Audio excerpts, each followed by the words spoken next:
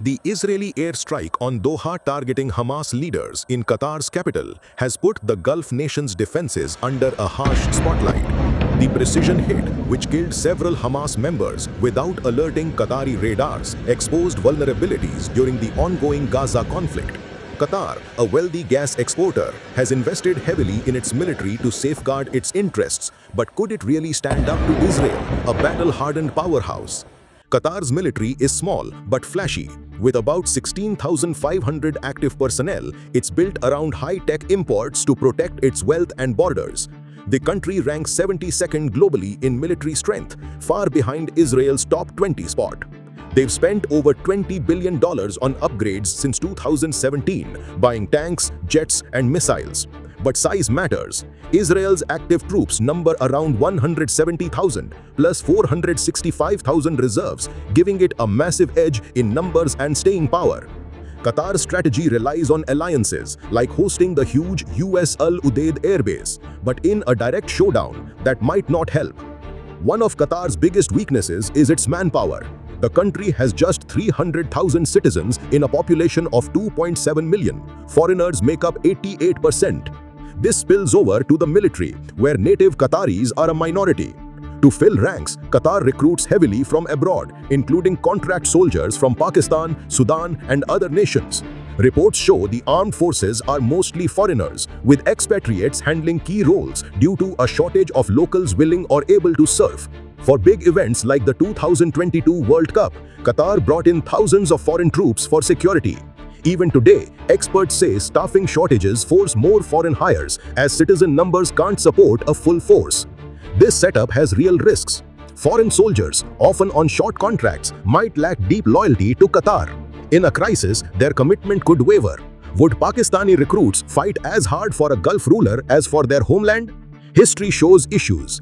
During the 2017 Gulf blockade by neighbors like Saudi Arabia, Qatar's forces struggled with cohesion.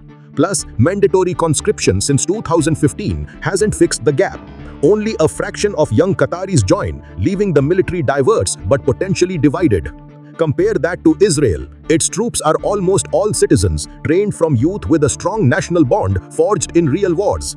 Israel's universal draft creates a unified, motivated force ready for long fights, something Qatar's patchwork army can't match. Another weak spot is Qatar's heavy reliance on borrowed technology. The country lacks homegrown defense industry, so it imports nearly everything from foreign suppliers. France provides jets like Rafales and helicopters. The US sells Patriot missiles and Abrams tanks. Turkey supplies drones and artillery. Qatar is the world's second biggest buyer of US military gear, spending billions yearly. This dependence means Qatar's strength hinges on outsiders. If suppliers cut off parts or intel, like during sanctions, it could cripple operations. Maintenance is another headache. Foreign tech needs imported experts, adding to the expatriate reliance. Recent events underline this. Qatar's Air Force has fancy Eurofighter Typhoons, but pilots lack combat experience, unlike Israel's ace squadrons honed in decades of conflicts. On the ground, Qatar's 200 tanks sound impressive, but Israel's 1,370 Merkava models built at home are battle-tested and upgraded constantly. Qatar's navy is tiny, 21 patrol boats versus Israel's 67 advanced vessels, making sea control a non-starter.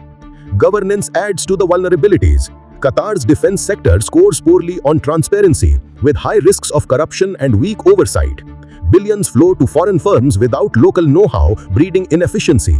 Israel, on the contrary, innovates independently. Its Iron Dome and David Sling systems are world-leading, developed amid threats to ensure self-reliance.